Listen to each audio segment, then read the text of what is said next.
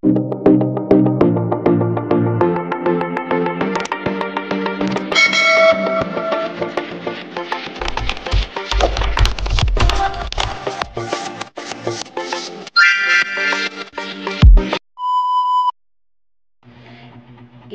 ito at tatawag siya sa iyo at magmamakaawa na kausapin ka. Matagal na ba kayong hindi nagkakausap o matagal na ba kayong hindi nagtatawagan ng inyong partner sa iyong ka-LDR? Gawin mo ito upang magmamakaawa siya, nakausapin ka palagi.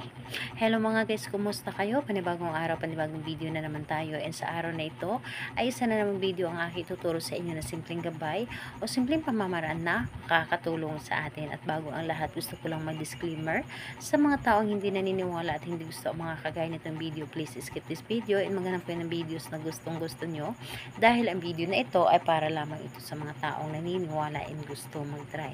Sa lahat po ng mga nagko-comment dito sa aking video dito sa loob ng aking channel, mag-iingat sa lahat ng mga nagre-reply sa inyo na dinadala kayo sa kanilang WhatsApp Pinimo app upang makaiwas po tayo sa scam. Ngayon po ituturo ko sa inyo paano siya magmamakaawa sa iyo, nakausapin mo siya palagi. So dito po is pwede mo itong gawin sa inyong ex, pwede mo itong gawin sa inyong karelasyon na ka-LDR o sa iyong karelasyon na hindi kayo nagkakasundo sa ngayon. So dito po is kailangan natin maghanda dito ng isang maliit na pirasong papel lamang, in syempre panulat.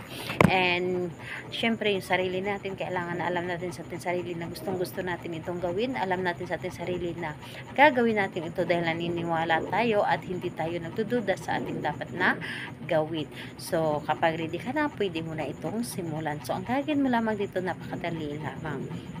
Dito sa isang papel, isulat mo dito ang kanyang pangalan, yung buong pangalan niya, yung totoong pangalan niya. So kapag naisulat mo na dito ang totoo niyang pangalan, dito sa ibaba, isulat ninyo dito ang pangalan kung saan kayo nagkukontakan. Halimbawa, imo, kung ano yung pangalan niya sa imo, yun ang isulat ninyo, or messenger, kung ano yung pangalan niya sa messenger, isulat mo din dito. At yung number niya, kung sa number ay nagtatawagan din kayo, so isulat niyo po dito. So or WhatsApp niya, so kung anong klaseng gamit ninyo, na yun ang ginagamit ninyo na nagkukonekta sa inyong dalawa, so yun ang isulat po ninyo dito. Una, pangalan niya, totoong pangalan, tapos kung ano yung gamit ninyo na nagkukontakan kayo, so yun ang isulat ninyo sa baba ng kanyang pangalan. And pagkatapos nun ay ang papel na ito na inyo isinulatan, kung saan dito na may sulat, ipahid po ninyo ito dito sa inyong katawan. Sa inyong katawan po, mas maganda na meron kayong pawis.